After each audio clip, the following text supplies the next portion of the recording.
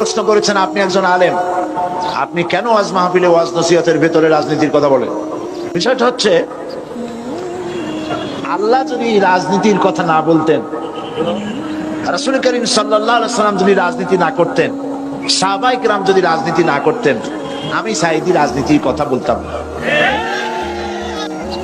যেহেতু আল্লাহ পাক কোরআনে কারীমের মধ্যে রাজনীতির কথা বলেছেন, রাজনৈতিক বক্তব্য কোরআনে আছে, তো আমি কিভাবে রাজনীতির কথা না বলে পারবো?